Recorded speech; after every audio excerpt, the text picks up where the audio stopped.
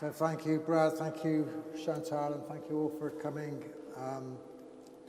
This exhibition is very moving. It's this painting I've commissioned from the Ecological Institute. I've only just seen it like an hour ago, and I'm deeply moved by your work, Chantal. So thank you very, very much. Words are important, and the words I'm going to say to you they're important to me. So I'm going to read them. It's not a long piece, but I'd like to read these words because, they mean a lot to me. The title of this talk is The Soul of Ecological Thinking. And I want to talk today about the soul of ecology and its relationship to the human soul. Put in the most simple terms, the soul of ecology is a relational and a mutual soul. Without relationality, there is nothing. Nothing makes itself. Nothing exists without mutual relationships with others. Humans cannot live without interdependent relationships. We cannot digest food without microorganisms in our guts. We cannot breathe oxygen without forests and flora. We have mutuality baked into our lives. Without the scaffolding of nature, other people and technologies that they provide us, we are nothing. Today we live in a precarious, interdependent world. And this environmental precarity is beautifully captured by Chantal's art in this Eden Bleeds exhibition. The idea of precarious interdependence lies at the heart of the work of the Ecological Institute. In recent years, we've worked with senior leaders to try and encourage them to think more ecosystemically and mutually.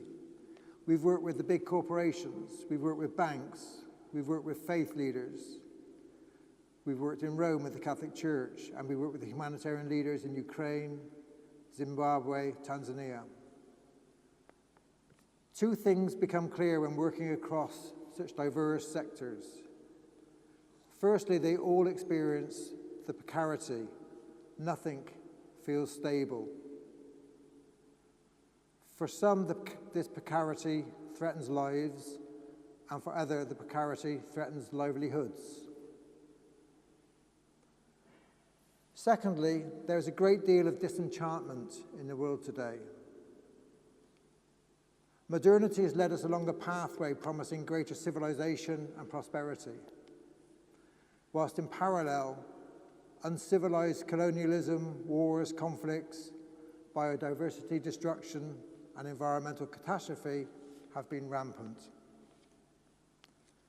Precarity and disenchantment call for action. Our response at the Ecological Institute has been to take small steps to co-create ecosystems of re-enchantment. Applying science and political will to address the environmental crisis is one challenge, but the radical and the sustainable solution will come from the enchantment of our souls.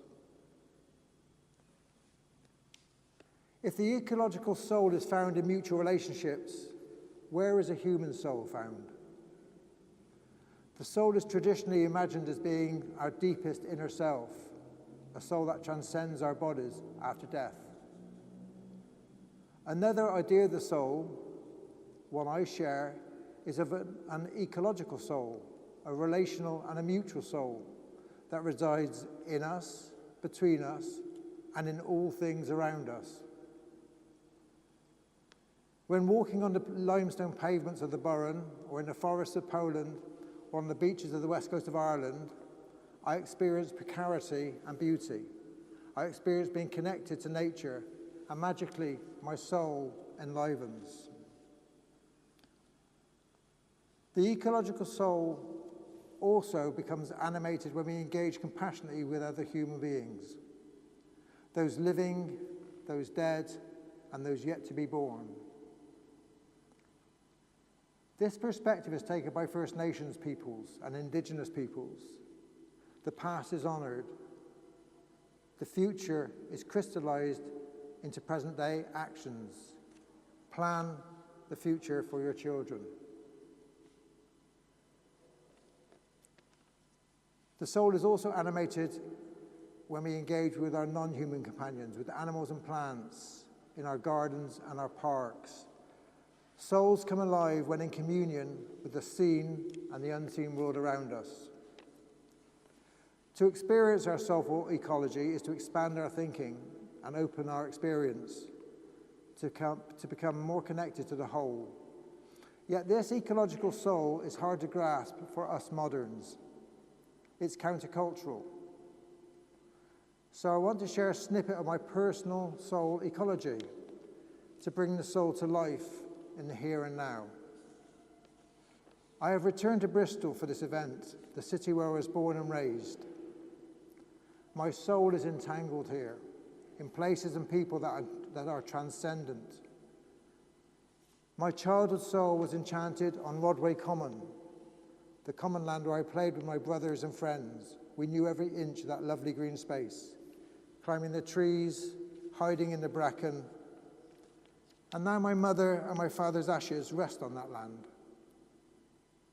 Their souls alive in me and my family. Our ancestors live within us. Stephen and Mark, my brothers, and grandparents, now past, smile upon me. When I make bread and marmalade, my mother's soul shines. When picking potatoes in the garden with Albert and Lily, Mark and my father's soul are evoked within me. Our genes, our habits, and souls of past and future family are expressed consciously and unconsciously in our living and evolving family ecosystems. In Bristol, my first job was a couple of miles from here, in Bedminster, in Robinson's paper bag making factory. I was 17 years old, and my soul was made resilient, fed by tough men and women working on industrial machines.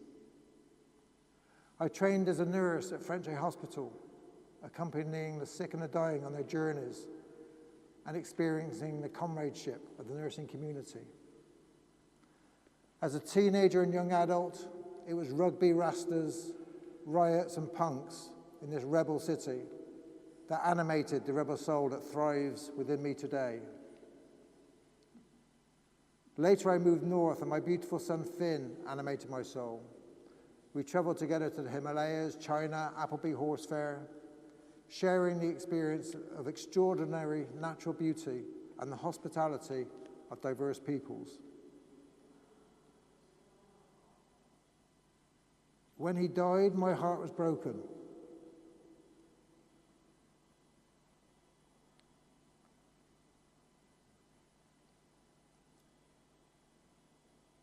But my soul was strong, and Finn's soul and my soul are eternally bound together. Now I live in Galway on the very edge of Europe, and my soul is enchanted each day by the wonderful Lillian and Albert, where we cycle and walk by the sea, enjoying sunrises, picnicking together on Mutton Island with the cormorants and herons, and go wild camping on Inishmaan. Poland and Krakow have become part of my soul ecology, where I met my beautiful wife Agata, and we found ourselves as soulmates whilst wandering forests and market squares together.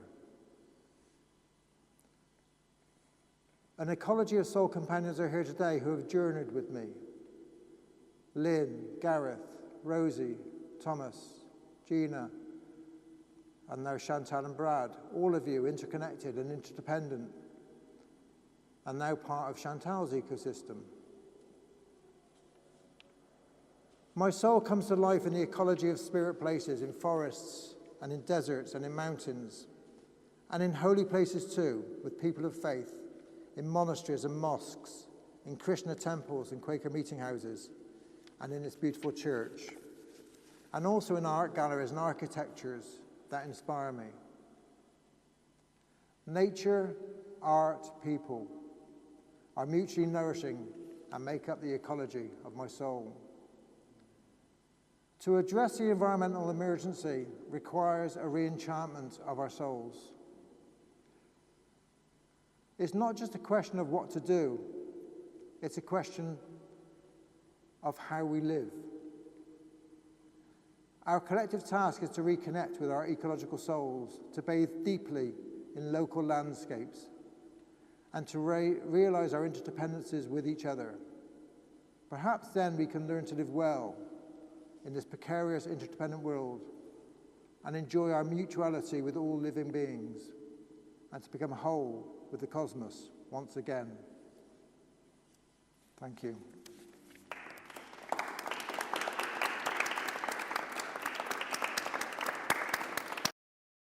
I was supposed to start by introducing him with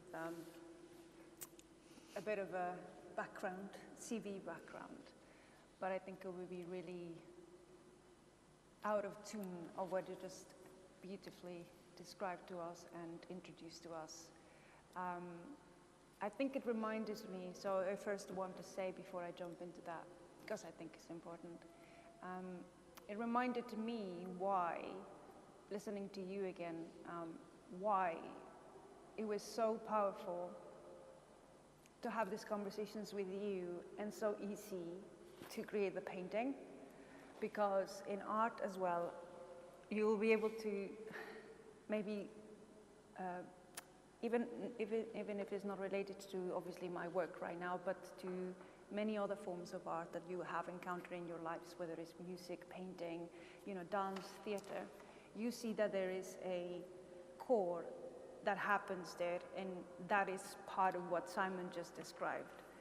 I think that idea of the way you are not alone, that you are part of, as an individual, you're part of the community you inhabit, of the environment you live, of the things you breathe, the things you do every single day, are so important to create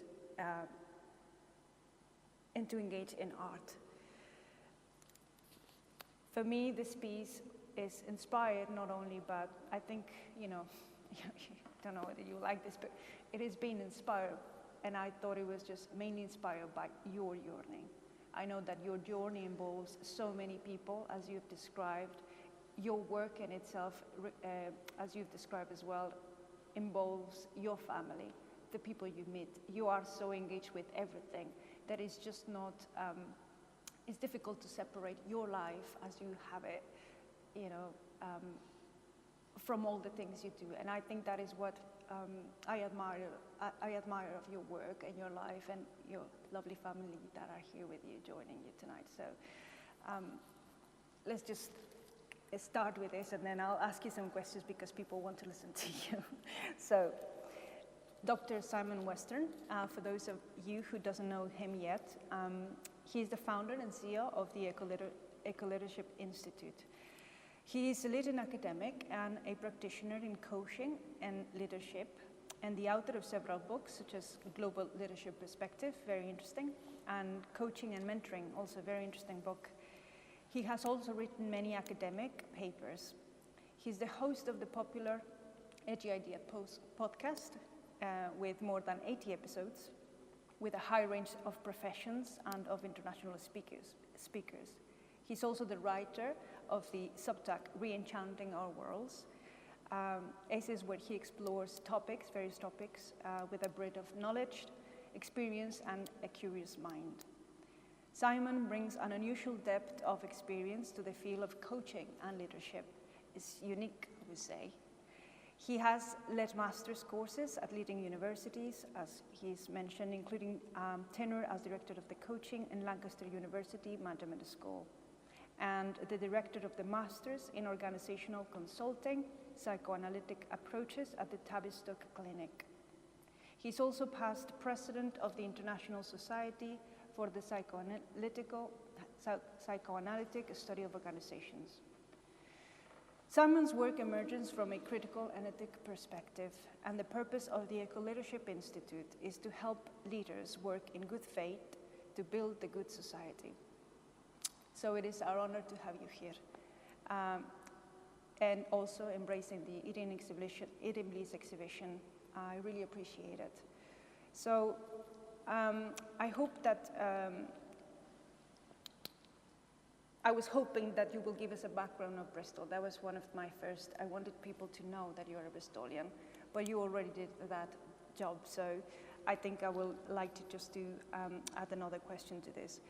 I would like to first maybe introduce to people to what is it behind your idea with the Eco-Leadership Institute? What is it that it bring you to that path? I know it's been a journey, so I would like us to introduce you a bit, us to all that. Yeah, thanks, Chantal. I mean, it's been a long journey, and it's been. I mean, what brought me here was a weaving together. I was a general nurse. I worked in the factory. I was a general nurse, and then I was a psychiatric nurse. I was a family therapist. I studied psychoanalysis. I became an academic in a business school, and all those different parts come together. And I started to think more and more about ecosystems, and to think about the lack, like in the modern world and in the business schools and in coaching, we're very individualized in our thinking. We're very kind of structured in our thinking. And we find it very difficult to think about ecosystems and about our entanglements and about our interconnections and our interdependencies. And it seemed to me this was crucial to bring into the workplace and into the world. So that's behind the idea of eco-leadership.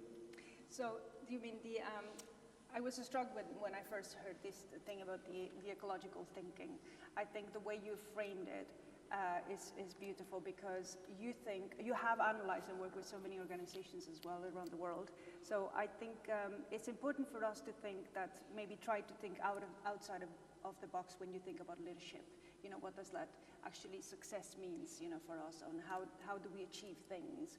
And I think, can you maybe explain to us a bit more about that ecological thinking? How do you think that has helped, if you've seen it helping organizations or helping individuals, and you know, what's your thought on that? What have you found? I mean, there's two strands. One thought about ecological leadership reduces it to just the environment, and people think it's applying environmental ideas to leadership. And for me, that's one part of it. But the ecology of leadership, like the ecology of life, like the ecology of the soul, is very much about technology, people, and nature coming together. We're entangled with technologies, we're entangled with nature, we're entangled with each other.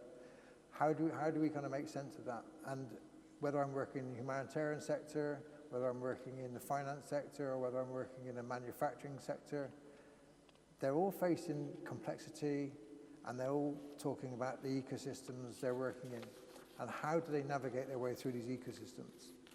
And what they're taught in business schools and what they're taught on their journey is to think about leaders as individuals. What personality traits can you bring to leadership? They're not taught to think about relationships. They're not taught to think about the entanglements of relationships. You know, it's all like modernity has structured things in very, you know, we create silos, we create departments, we create bureaucracies, and this is really problematic. And we have to shift the thinking, and we're not very good at it.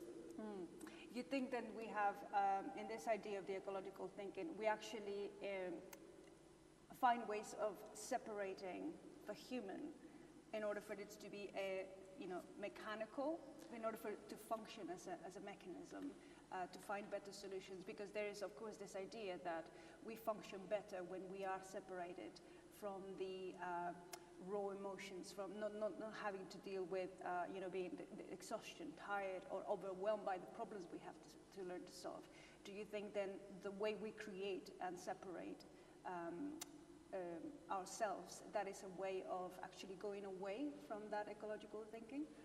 Yeah, we've been you know, we are still stuck, even though we use a different language, we're still very stuck in the industrial age. You know, people carry inside of themselves an idea of the factory in the mind. The office in the mind is kind of an extension of the factory in the mind, but it's the closed system. And they want to, you know, the chief executives want to kind of create an efficient machine. And you as a human being can be a human cog in that efficient machine. And even though people have a nice rhetoric above that, that's still very much dominating people's thinking, consciously and unconsciously. And that means we're separate from nature, we're separate from social purpose. You know, it's as if organizations are separate from the society around them. Well, they're not. They're connected. They're connected to the environment. They're connected to the local and the global communities. And yet, people find it very hard to kind of manage that kind of experience. We still think short-term, linear, silos, productivity, performance, targets, measuring, and all this language is still very factory-like. And we're stuck in that.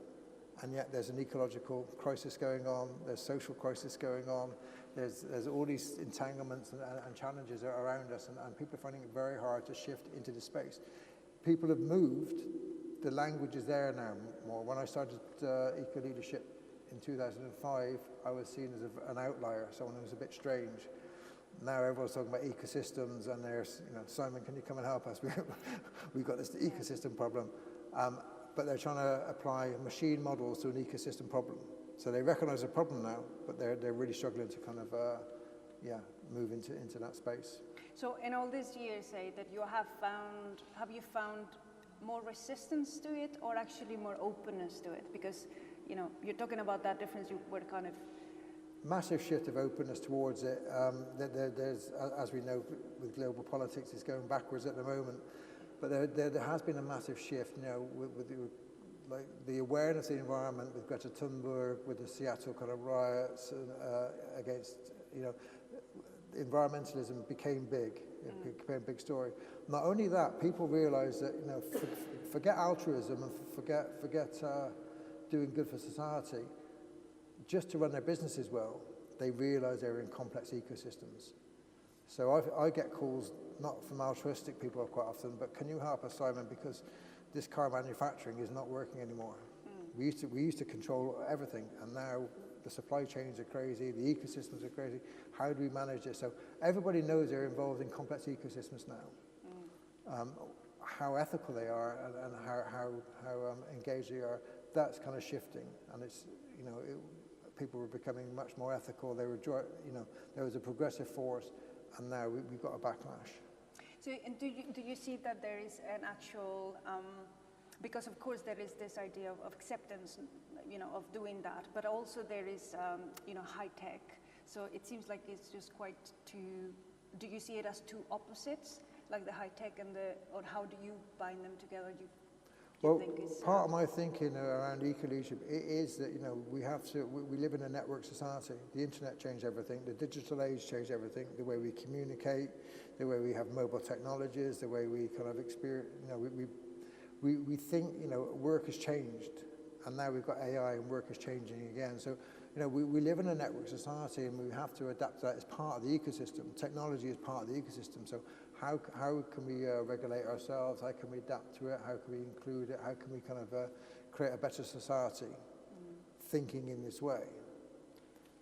It's not a Luddite, it's not kind of shutting things away. You know, this is how the world is. How can we kind of manage it in a way which creates a better society is the question. So what do you think, what do you think we look for leaders in our societies?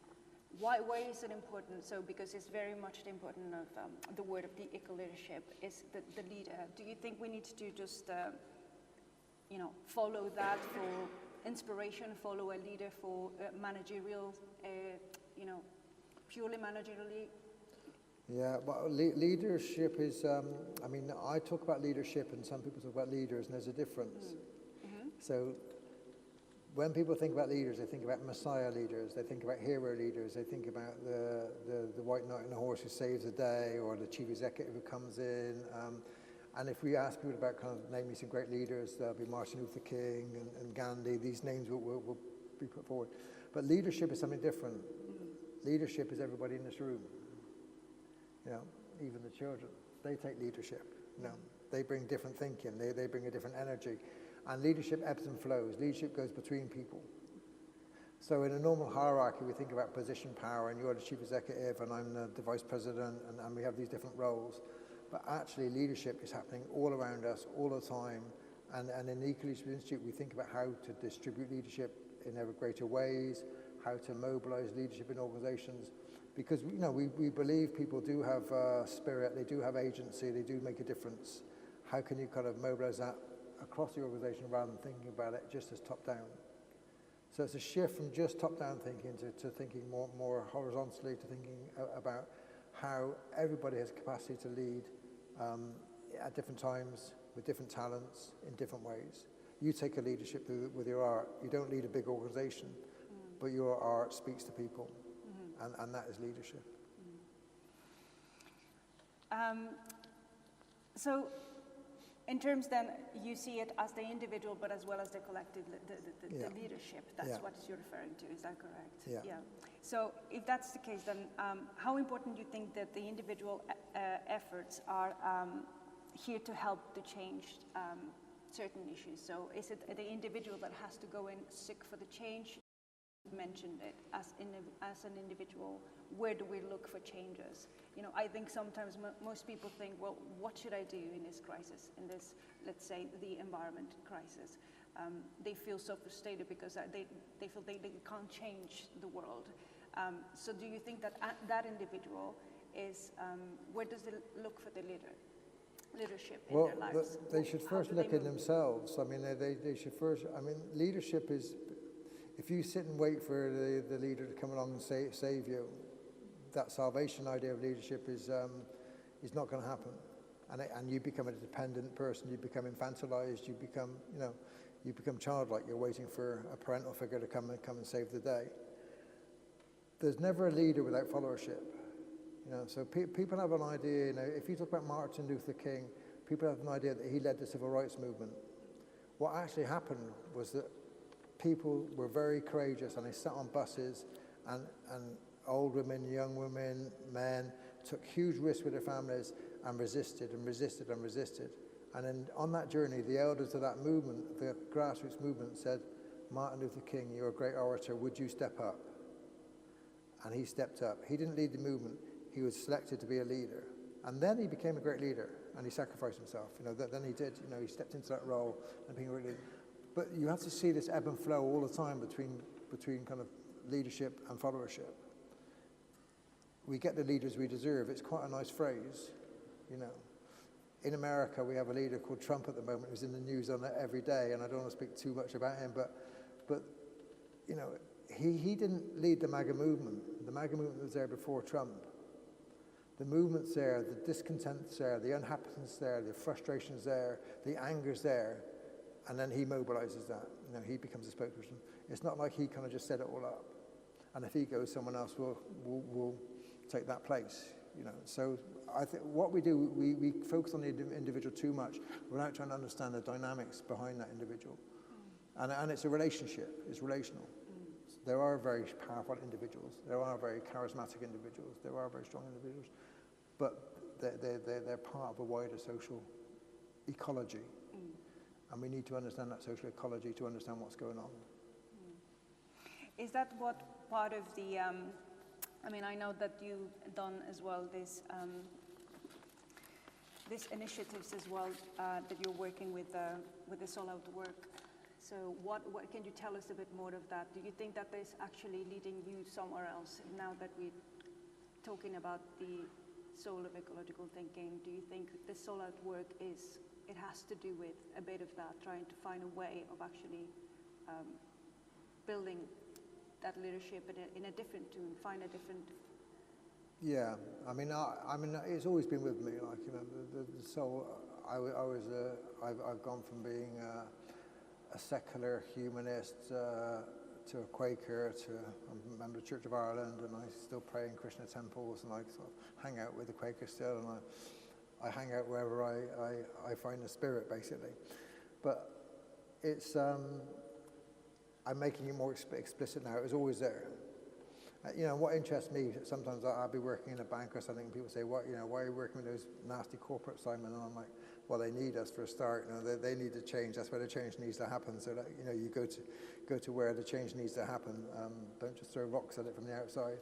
But when I'm in conversations with people, it's very, very interesting because, you know, Lynn and I met over a fire in. You know, Lynn was the chief executive of a leadership organisation in the further education sector, and we didn't know each other. We sat over a fireplace on a kind of a leadership retreat, and we started talking. and we end up talking about the soul, and we ended up talking about the spirit life, and we become lifelong friends, and our work gets entangled, and people talk deeply about their, human beings have a soul. However you want to conceptualize that, it doesn't need to fit into a kind of religious picture, but people have a deep soul, and they want to kind of, they want to share that, they want to kind of understand that, they want meaning in their lives, So these conversations happen, and the soul at work is just about making that explicit and saying, like, let's bring that out into the open. And this is going to happen in Spain, in a convent.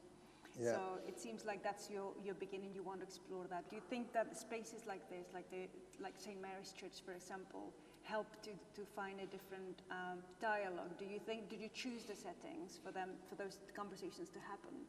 Do you think it's important even for organizations, for example, that you were describing before that the spaces matter, the spaces where we have conversations? Do you think that's... They matter hugely. They matter hugely.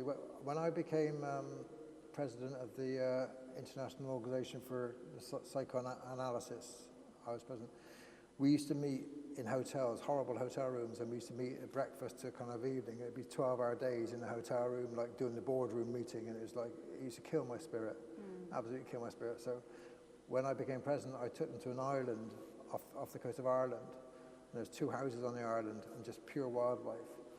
And it was a symbolic statement to say, like, we need to think more ecology, we need to kind of think more creatively, we need to kind of be closer to nature, we need to think, in a more humane way.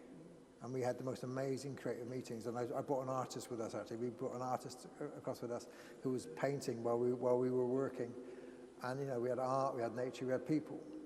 And it just transformed it, So the working spaces we work in, even if you're stuck in an office, go outside the office. On my coaching courses, we compost. We don't reflect, we compost.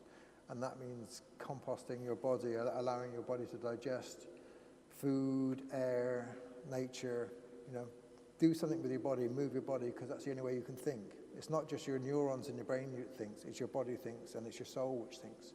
So spaces are very important, Yeah. I think we are all, have understand, a bit more of in depth of what you mean by the soul at work. Certainly myself, I've learned a lot about, the conversations you and I have had, as well as with Brad. I think we are, like I've said, even in Brad's work, we have found that the way you managed the whole eco-leadership is really inspiring because of this precise relationship you have to your life, and you could see it in your own life as well. How do you live it? So I think it is really, really inspiring, and it's been inspiring for me. So now we are going to open the place for some questions, if that's okay. Brad is going to pass some. And if it's just a conversation as well, it's more open. I know you are more used to that type of things, right? Like answer question back. It's more like a dialogue, which I also, I'm more up for that type of conversation. Yeah, don't think you need to have a clever question. You can just share any thoughts, any free associate. We like to free associate where I come from. Please. So talking about technology and how everything is entangled with each other, how do we sit with that complication when some technologies are directly contributing to climate change and making the world better? Worse. How do we make the world better and sit with that complication and try to weave technology in with ourselves and with nature? Yeah, so technology's always been there, and it's been massively accelerated in recent years. So in human beings, with the way we use machines and tools, it's always been there. But there's been this massive acceleration, and we're struggling as a human race to keep up with it for sure. So it's very, very problematic, absolutely. But it's there, So what do we do about it? And the thing about eco-leadership and the ecosystems I talk about, what I found inspiring is that small changes can lead to big changes. So we often feel impotent, we often feel stuck, but small changes lead to big changes. So we make small changes. Who can I connect with to make a small change? What can I do to make a small change that might lead to bigger change? And it's not just about me. Who can I connect with this room? Who do I need to make a relationship with to kind of think about the small changes which can improve my life in this kind of technological nightmare? And some people have more power than others, power is distributed differently, resources are differently, so, but we all have a kind of an engagement with that. So it's there and it's hugely problematic, and it's just about, I'm working like in a data center company at the moment, and it's really, really interesting. So we think about the cloud, and I said, take me into a data center, take me into the cloud, and you go into a cloud in the center of London, and it's dystopian. It's like you go into this concrete building with all these water coolers and all this energy, and all the computers are in cages, and all the wires are going, and it's like, and I'm thinking, wow, all people's memories, all their photographs, all their writings, all their, everything human is in these cages.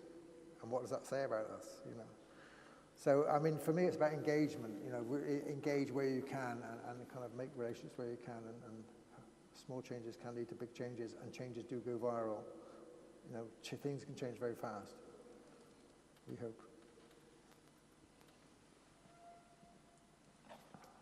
Just an association with that, the difference between the cloud, as you've just described it, and the cloud of unknowing. Mm. Would you like to... No, you say more, Rosie. So, I expect some of you know the cloud of unknowing, 14th century mystical text. And the one thing I remember from it is it talks about a sudden, sharp dart of love. And it's all about being present, presence and engaging with the eternal. So kind of the opposite of that capturing of knowledge and understanding. But they're both called the cloud. Yeah. And one is the cloud of knowing and one is the cloud of unknowing. Thank you. Beautiful.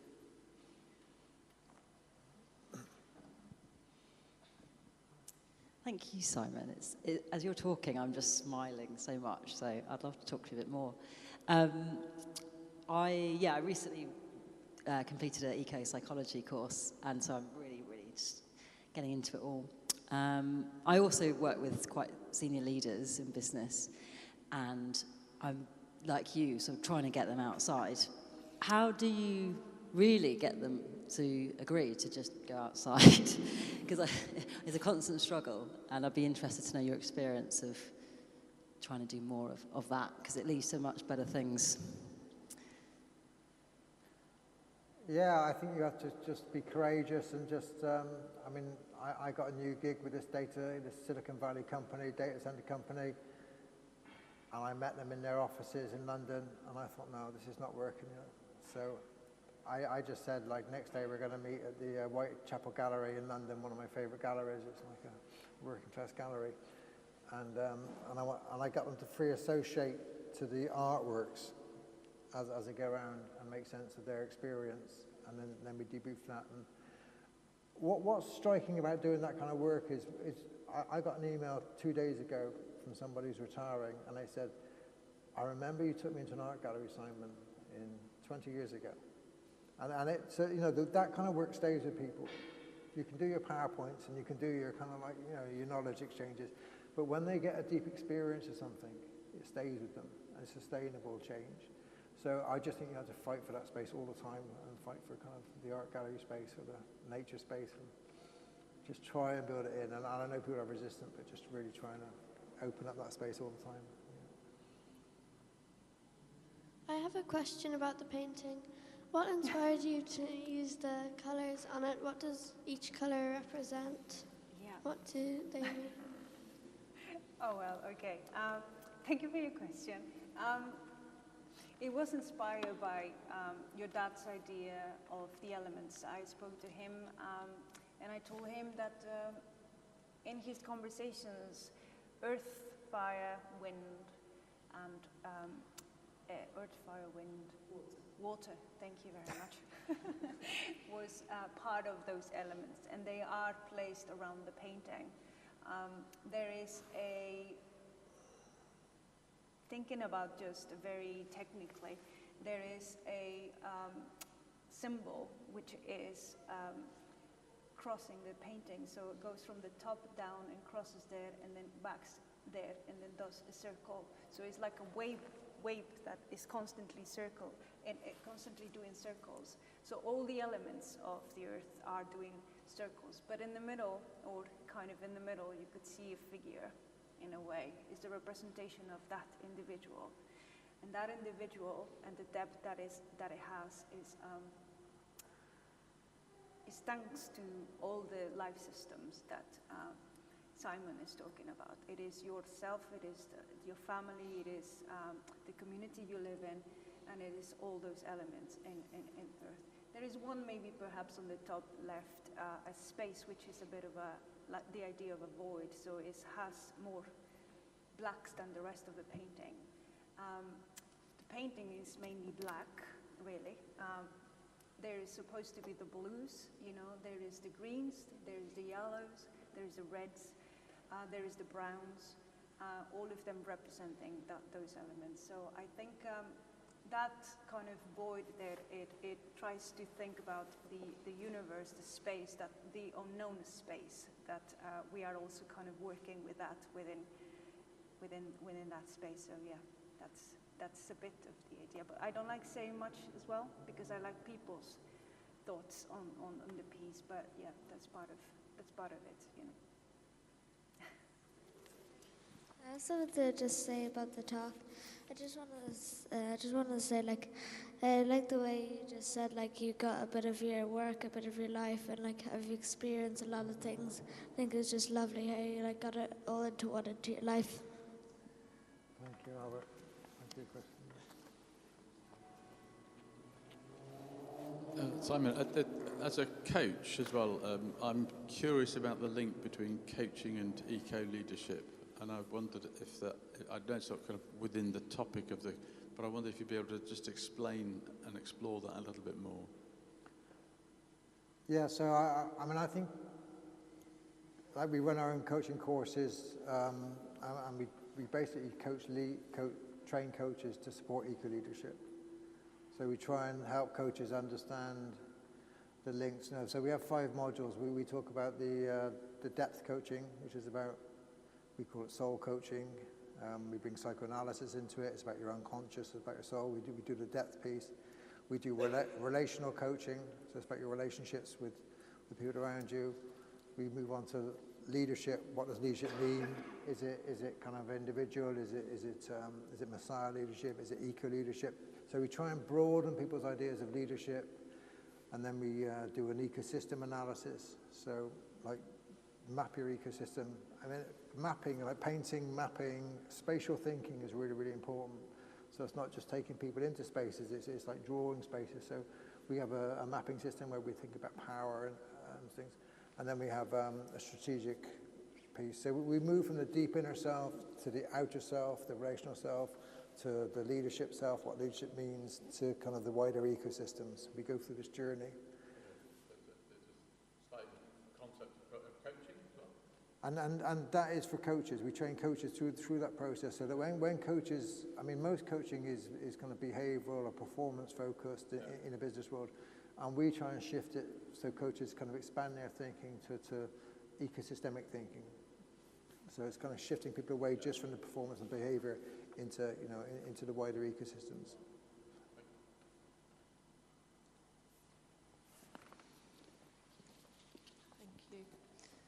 I've watched you for over 20 years doing the most amazing things and seen your journey. What is it you want your legacy to be? What do you most want to be remembered for, Simon?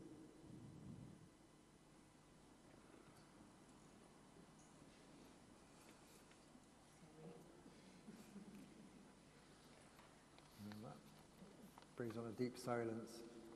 I don't think I have an answer to that.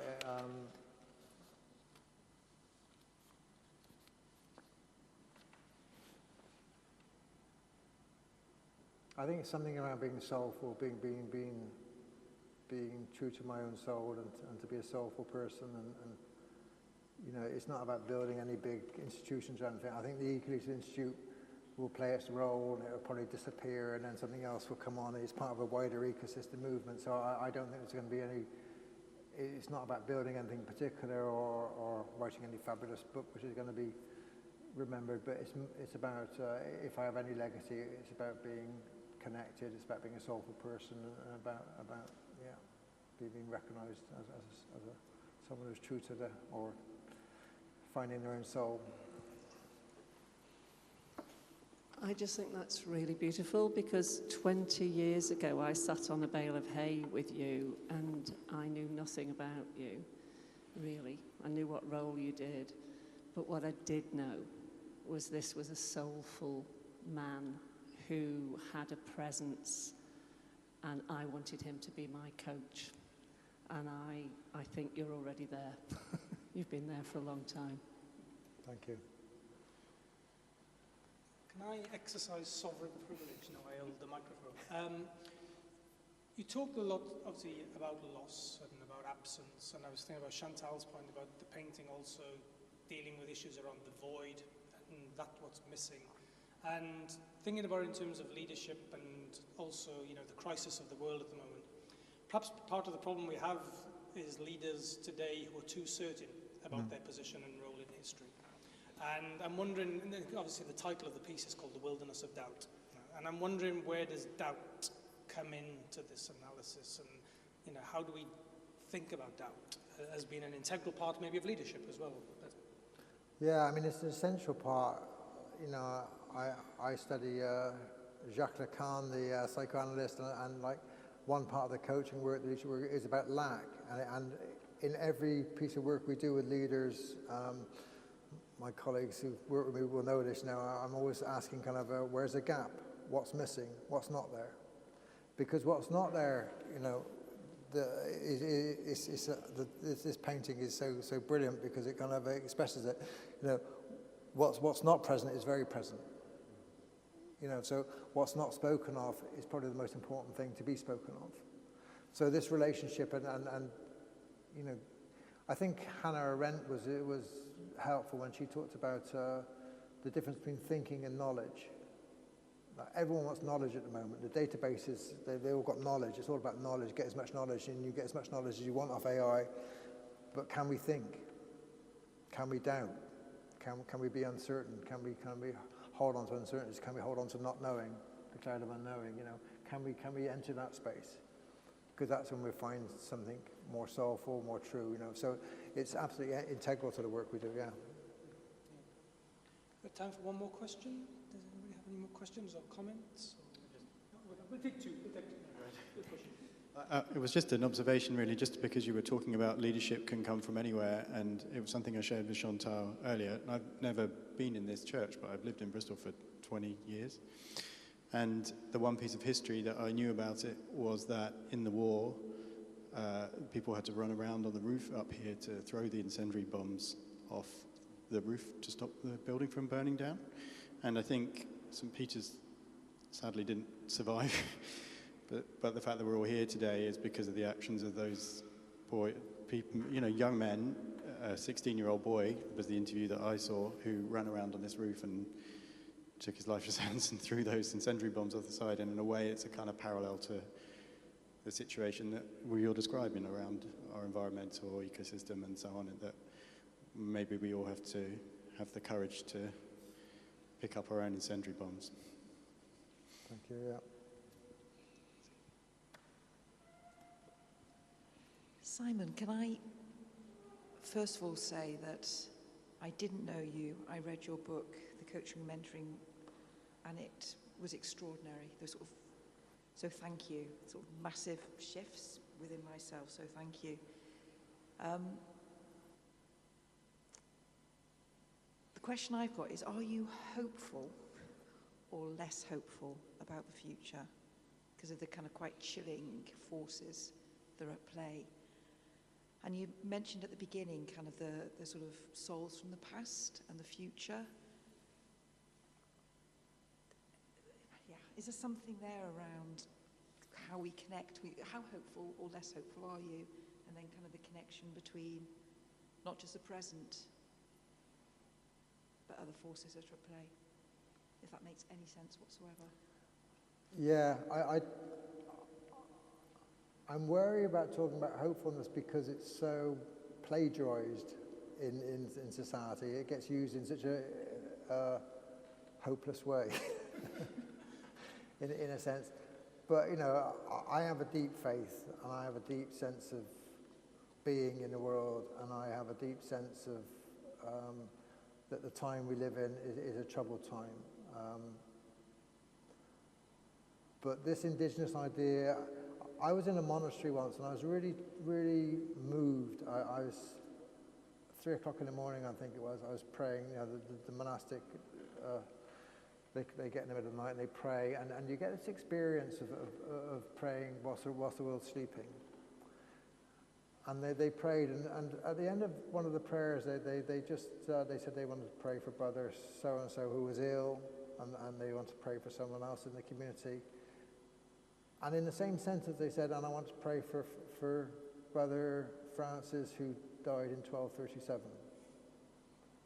And I was like, wow. And that was as relevant as the present time. And that kind of sense of timelessness, or you know, I think we're very stuck in sort of a material time, or kind of a very, almost like narcissistic about our own lives, you know, our own presence. And yet, this idea of unborn children to come and these past lives, which live very strongly within me, you know, this is not something I'm fanciful, this is kind of like who I am. It is very, very important. And that kind of gives you a different kind of hope. It's not like a positive psychology hope. It's like a much deeper resonance of hope in humanity. And the great hope for me is that we re-enchant our souls, that we kind of reconnect in a way. And if we do that, I think there's a hopeful future.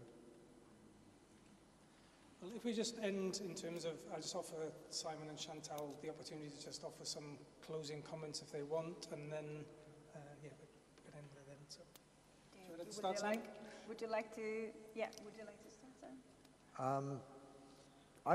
The other thing that I'm hopeful about is that my 2 children ask questions. Now that gives us all hope.